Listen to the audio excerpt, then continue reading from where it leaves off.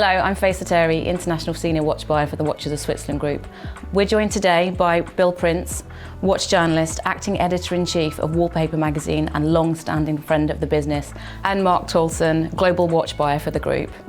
We're lucky enough just to have come back from Watches and Wonders, the first fair that we've been able to actually visit in a couple of years. And we're sitting here in our Regent Street VIP lounge with some new product. And today we'd like to talk about some of the trends we've seen, some of the new products, and how we thought the fairs went this year.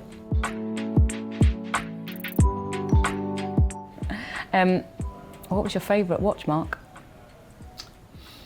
Or watches?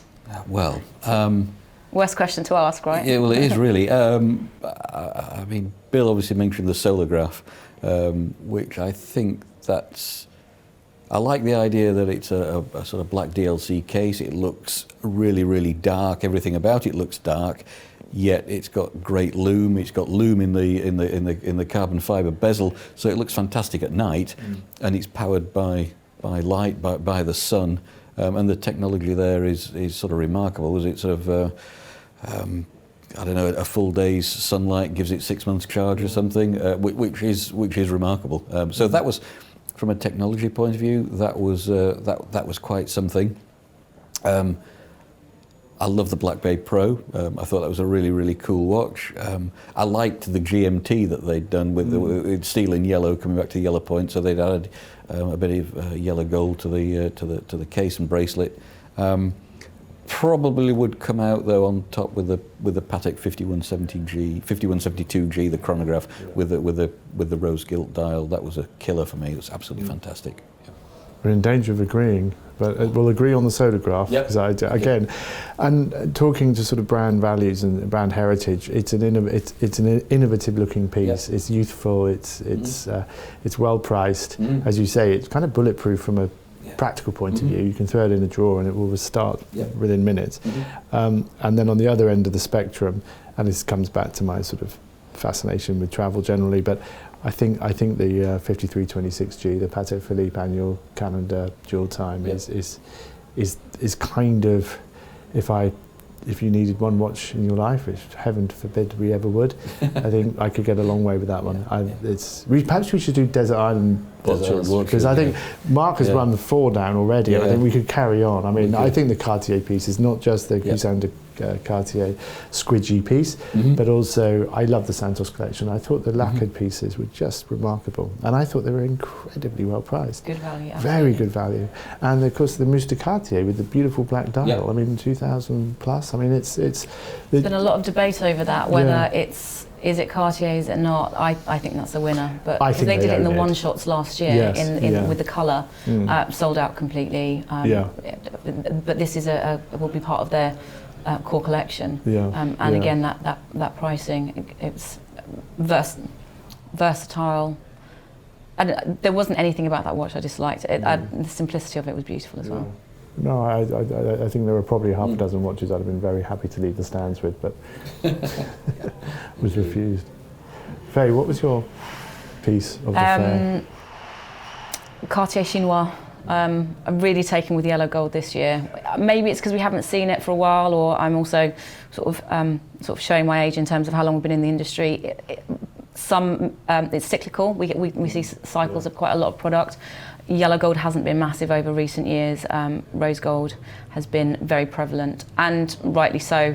It's not to dismiss anything that any brand does, but I was very taken with that. I like a vintage watch anyway. Liked the additional models for Zenith, the Chronomaster Sport in the steel and rose and the rose gold. Great watch, legitimacy of the movement, just coming into its own. I think I like the story of it as much as I like the watch. And Tag, I've always liked the Monacos, and they've got a few great limited editions. The Golf, the Dark Lord, and Night Driver, and there was a beautiful Carrera chronograph with a cherry coloured dial. Oh, yes. And it's one I keep coming back to, which surprised me, because there are certain brands that I will naturally lean to, or I've got a natural interest in, or just in terms of what we do workload wise. But I was very taken with that. I suppose if we're talking story of the fair, which was my favourite story, I think possibly the Bulgari Octo Finissimo story, 10 years old, 8 world records, fantastic follow through on what was a bold step into ultra thin watchmaking, and then to top it with the Ultra this year, the world's thinnest, 1.8 millimetre. But the story for me was Fabrizio, its designer, earliest sketches for the original Octo being reproduced on the dial, which, coming back to design, innovation in the sense that there's not many hand-scribed dials. There's been hand-tooled dials, but not many that contain the hand-scribed, Belluti perhaps. But the idea that Fabrizio's original drawings would find their way onto the dial, it was just naturalistic, and it was humane, it was naturalistic. That's great. It wasn't flashy, and it wasn't innovation for the sake of innovation. You just looked at it and thought, God, that's really novel. I really like that. And you know, we had to celebrate a fantastic achievement by everyone at Bulgari. Yeah. So, if to summarise, we saw in terms of the themes, they all feel really exciting: shape, design, innovation, travel and exploration, colour, so vibrancy, and sustainability. That feels like they were the key themes and trends that we saw. I'll take that after a couple of years of being indoors, and coupled with the traditional element and the brands that we were lucky enough to see and love. Bill, did you have any other thoughts about the fair this year? You've just reminded me of the, I'll defer to you both now. I think if you had to sum it up in a single word, which is a scary word, it's choice. I mean, I think now as a customer there is so much opportunity, and to choose between colour and never mind brand, model, size, now we are choosing between colour and shape and levels of innovation, a degree of sustainability which the clients now require. It's not an either or anymore. It's where is this come from, and what does it mean to the planet if I buy it and keep it.